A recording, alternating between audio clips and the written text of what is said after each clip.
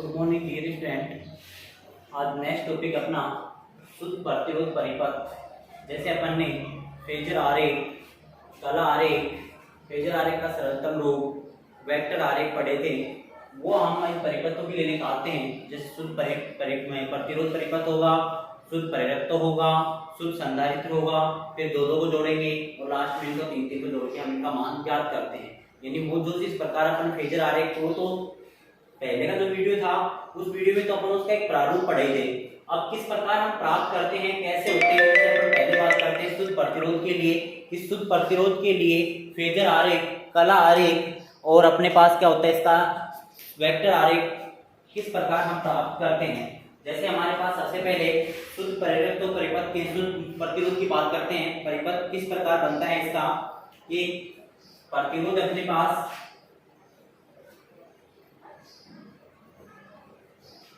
एक प्रतिरोध है, इसको एक प्रत्यावर्ती स्रोत से जोड़ा गया है। एसी स्रोत बोलते हैं इसे, प्रत्यावर्ती स्रोत से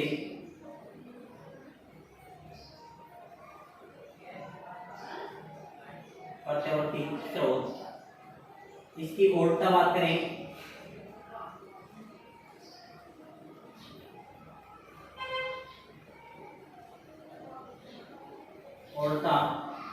V बराबर V naught sine omega T है।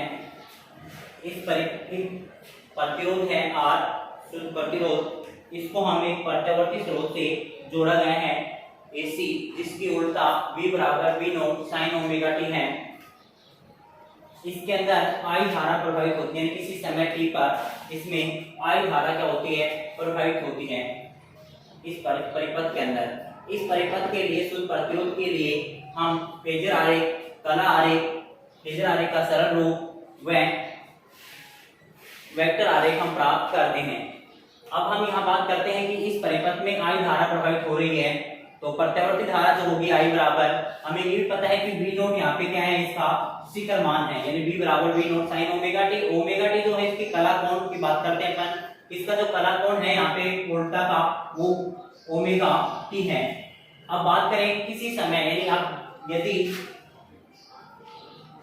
अतः V बराबर V naught sine omega T है, समीकरण नंबर अपने पास कौन सी है, ये फर्स्ट समीकरण कह सकते हैं, समीकरण नंबर 1 कि V बराबर V naught sine omega t समीकरण नंबर 1 है। लिखना क्या है बेटा, इसके अंदर लिखना ये है कि माना एक प्रतिरोध R है, वह इस R प्रतिरोध को V बराबर V naught sine omega T के विद्युत भाग बल यानी उल्टा से प्रत्यावर्ती उल्टा स्रोत से जोड़ दिया जाता है, तो इसमें धारा I प्रभावित होती है। धारा क्या प्रभावित होती है, इसमें I प्रभावित होती है। अतः इसके सिरों पर उत्पन्न जो विभवांतर होता है, विभवांतर की बात करें तो विभवांतर कितना होगा इसका, इसके सिरों पर उत्पन्न विभवांतर V बराबर IR होता है। V बराबर क्या होता है, IR होता है। समीकरण नंबर 2 इक्वेशन 1 एंड 2 से V का मान हम यहाँ रख सकते हैं IR, धारा निकाल रहे हैं इसकी, IR is equal to V naught sine omega t होती है। R का यदि पक्षांत करते हैं I is equal to V naught by R sine omega t कह सकते हैं। अतः ओम के नियम से हम जानते हैं V नॉट बाई R होता है I नॉट बोल सकते हैं इसे, क्योंकि V अपॉन में R जो मान होता है किसका होता है, I धारा का, और ये धारा कौन सी हुई, शिखर धारा। कौन धारा हुई अपने पास, ये शिखर धारा। यानी V नॉट अपॉन में R का जो मान है, V नॉट अपॉन में R का मान जो है वो हम रख सकते हैं कितना, I नॉट रख सकते हैं इस प्रकार। अब यहाँ जो है अपने पास है V नॉट बाई R जो है प्रत्यावर्ती धारा का शिखर मान है, V नॉट बाई R है जो किसका है, प्रत्यावर्ती धारा का शिखर मान है। यदि ये मान हम यहाँ रखते हैं तो हम कह सकते हैं I is equal to I naught sine omega t, समीकरण नंबर 3। यहाँ पे I क्या, ये जो समीकरण है समीकरण 3, ये प्रत्यावर्ती धारा क्या है अपने पास, ये प्रत्यावर्ती धारा है। समीकरण नंबर जो 3 है अपने पास क्या है, प्रत्यवर्ती धारा। अब ये हमें इसका कला आरेख, फेजर आरेख ये बनाना है। तो हम सबसे पहले इसके कला आरेख बनाने के लिए कलांतर का मान ज्ञात करते हैं। तो प्रत्यवर्ती धारा का कला कोण जो होता है वो कितना है, अतः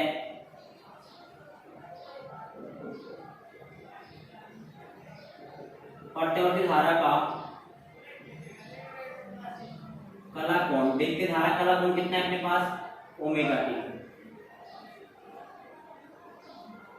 प्रत्यवर्ती उल्टा का कला कोण ओमेगा टी। प्रत्यवर्ती धारा का कला कोण आ गया, प्रत्यवर्ती उल्टा का कला कोण आ गया। हम किसका मान निकालते हैं, कलांतर का मान निकालते हैं। कलांतर का मान होते हैं जो होते हैं प्रत्यवर्ती धारा का कला कोण माइनस प्रत्यवर्ती उल्टा का कला कोण, दोनों कला कोणों के अंतर को कलांतर कहते हैं। कलांतर होगा, जिसे 5 से व्यक्त करते हैं अपन, वो होगा प्रत्यवर्ती धारा का कला कोण कितना है, omega T minus omega T. यहाँ पे कला कोण का जो मान है वो कितना आया, 0, यानी इनके मध्य कोई कलांतर नहीं है, इन समान दोनों जो कलांतर का मान आया वो क्या है, इसका 0 प्राप्त होता है हमें। अब बात करते हैं इसके सबसे पहले हम कि कला आरेख की, इसकी बात करते हैं कला आरेख। कला आरेख किस प्रकार प्राप्त करते हैं, हम देखते हैं कि दोनों के मध्य कोई कलांतर नहीं है, x y 0, दोनों का जो कोण है ओमेगा टी है, आई कह सकते हैं, ये आई नोट हो गया अपने पास, वी कहेंगे तो ये वी नोट हो गया। ये हो गया इसका कला आरेख। कला आरेख के बाद बात करते हैं अपन किसकी, फेजर आरेख की। कला आरेख की बात करते हैं किसके, फेजर आरेख के। फेजर आरेख क्या होता है उसकी बात यदि अपन करते हैं तो पहले एक बार इसको आप नोट कर लो, फिर हम बात करते हैं फेजर आरेख की।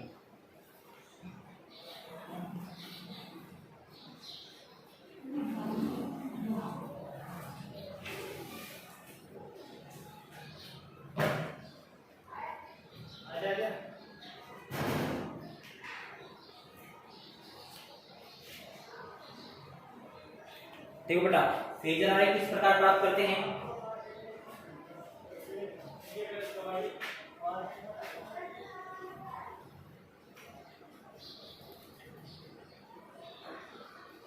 फेजर आरेख अपने पास इस प्रकार प्राप्त होते हैं।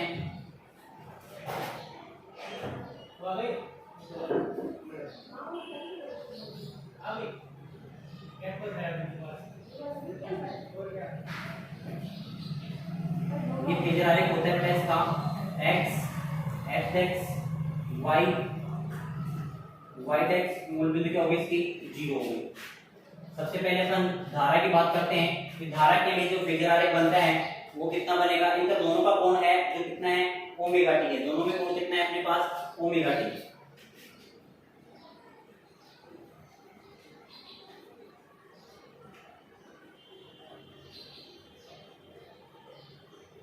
ये होगी धारा अपने पास आई नोट, कोण क्या है, ओमेगा टी। धारा में भी ओमेगा टी कोण है, और उल्टा में क्या है, ओमेगा टी। तो उल्टा भी सी के ऊपर आई नोट अपने पास, इसे वी नोट कहते हैं, वी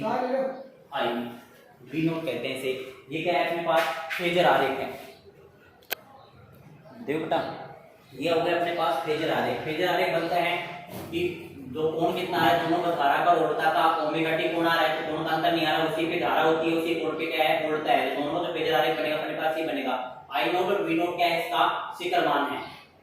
ये क्या कहलाता है, इसका फेजर आरेख। यानी हर में निकालना है, शुद्ध प्रतिरोध के लिए निकालेंगे, शुद्ध प्रेरित्र निकालेंगे, शुद्ध संधारित्र का निकालेंगे।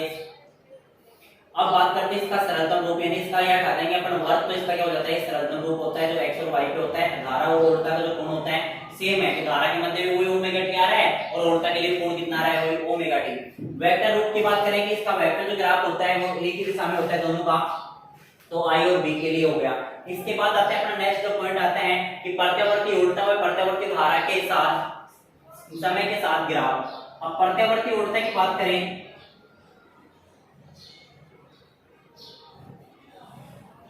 प्रत्यवर्ती उड़ता। प्रत्यवर्ती उड़ता जो होती है v बराबर v naught sine omega T है। प्रत्यवर्ती धारा की बात करें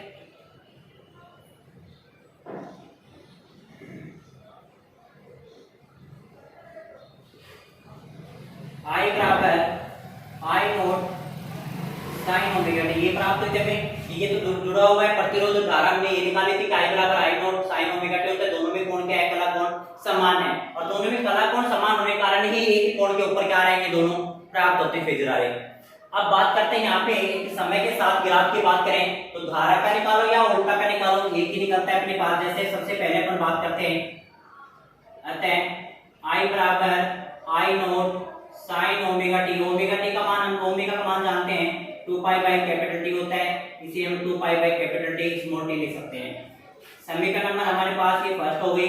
हम यहाँ से कह सकते हैं कि समय के वही समय के कितने भाग होते हैं, 4 भाग होते हैं, जो अपने वीडियो के अंदर पढ़े थे। सबसे पहले 0 समय पे ये होता है t/4 होता है, ये होता है अपने पास t/2 होता है, ये 3t/4 होता है, यहाँ पे वापस क्या हो जाता है, t हो जाता है। वही 4 भाग हो गए। तो सबसे पहले हम स्मॉल टी की बात करते हैं कि स्मॉल टी का मान फर्स्ट पॉइंट के अंदर स्मॉल टी का मान क्या हो, 0 हो। तो धारा का मान क्या आएगा, I = I naught sine 2 pi by t into क्या आएगा 0, 0 से मल्टीप्लाई करके क्या हो जाएगा 0। I I naught sine 3 sine 0, sine 0 का मान क्या होता है बेटा, 0 होता है। साइन 0 का मान 0 हो गया तो I क्या बन गया, 0 बन गया। आई वही मान यह होगा कि ओमेगा टी है, अलग कोण होता तो बात अलग अलग निकाल दोनों की, बाकी कोण दोनों में क्या है, समान है। चाहे I I naught sine omega T निकाल लो, चाहे V V naught sine omega T का निकाल लो। अब t बराबर सेकंड पॉइंट के अंदर कि सेकंड पॉइंट अपना स्मॉल t कितना लेते हैं अपन, t/4 एक चक्कर के लिए t/4 हम रखेंगे। I naught sine 2 pi by t, ये तो ऐसे कैसे स्मॉल टी का मान क्या रखेंगे समीकरण एक में, t/4, इसे t कैंसिल, 2 1 जा 2, 2 2 जा 4। अपने पास क्या है बेटा, I naught sine pi by 2, क्यों पाई तो ऊपर बच गया, नीचे क्या बच गया 2 पाई बाय 2, और साइन पाई बाय 2 90 डिग्री होता है, 90 का मान कितना होता है, 1 होता है, यानी ये आया I नॉट। इसके बाद हम बात करते हैं तीसरे पॉइंट के अंदर इसके टी का मान कितना रखेंगे, स्मॉल टी का जो मान होगा वो रखेंगे अपन कितना, t/2, यानी तीसरे पॉइंट के अंदर अपने पास जो प्राप्त होता है, तीसरे पॉइंट में ये प्राप्त होता है बेटा, स्मॉल टी का मान रखेंगे t/2। I naught sine 2 pi by t into t/2, t से t कैंसिल, 2 से 2 cancel. I naught sine pi 180 degree होता है, क्योंकि साइन यहाँ पे होगा, ये 0 होगा तो यहाँ कितना होता है 180।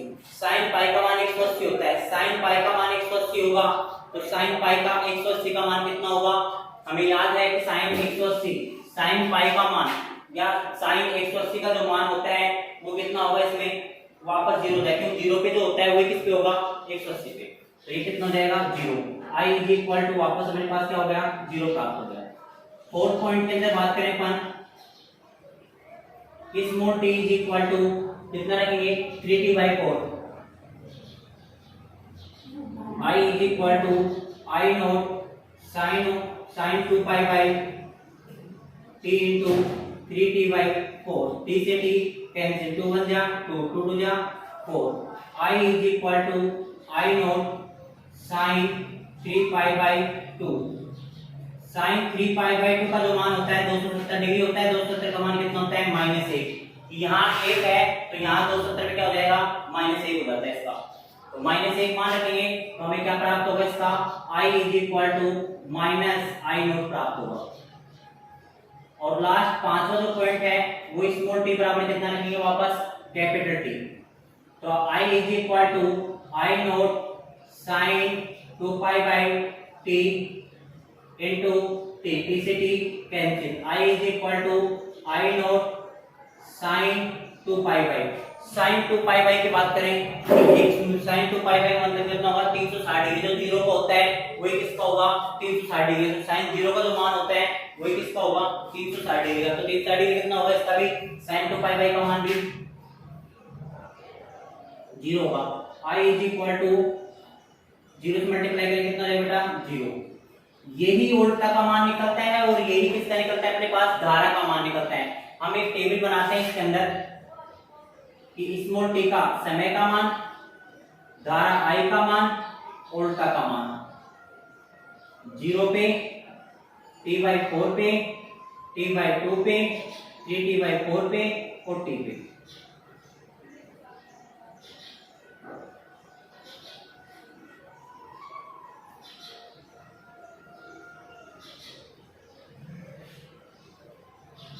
देखते हैं अपन t बराबर 0 पे, t बराबर 0 पे कितना है अपने पास 0। तो इसका मान भी 0 तो उसका मान भी क्या होगा 0। तो समीकरण दोनों एक ही कोण के हैं, दोनों में कला कोण समान है। दूसरे में देखते हैं कितना है अपने पास I नोट आ रहा है, इसको क्या कहेंगे v नोट कहेंगे। t/2 पे देखते हैं कितना आ रहा है वापस 0। तो ये भी कितना होगा 0 माइनस I नोट प्राप्त हो रहा है हमें, तो ये भी कितना होगा माइनस v नोट। तो ये भी क्या हो जाएगा 0। यानी इस प्रकार हम प्राप्त कर सकते हैं। टेबल हमारे पास है, हम इसमें समय और किसमें वोल्टा और धारा के लिए ग्राफ बनाते हैं। तो एक बार आप इसको नोट करो, फिर अपन इसका ग्राफ बनाते हैं।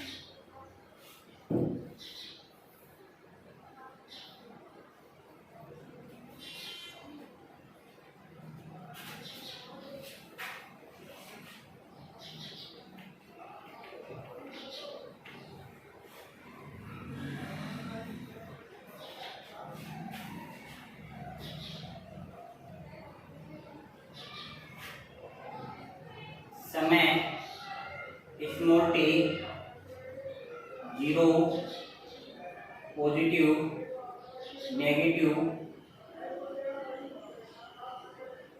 वोल्टा V और धारा I के मध्य मान। सबसे पहले देखते हैं कि 0 पे धारा का मान भी 0 है और वोल्टा का मान भी क्या है 0 है। फिर पहले धारा बना लें कि फिर कितना है अपने पास अधिकतम मान है अपने पास। ये कितने पे T/4 पे, T/4 पे I नोट का मान अधिकतम शिखर मान हो गया। फिर वापस कितना हो जाता है बेटा ये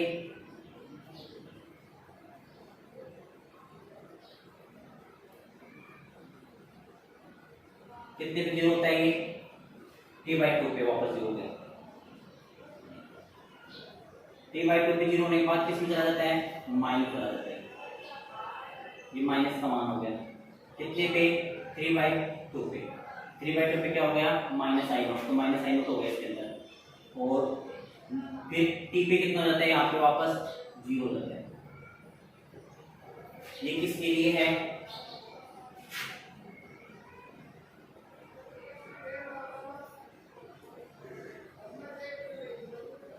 पड़तावर्ती धारा I के लिए। वोल्टा के बनाए, वोल्टा का वही ग्राफ होगा जो सेम मान है। अधिकतम हो गया 0 हो गया माइनस हो गया। ये किसका कहलाता है ग्राफ अपने पास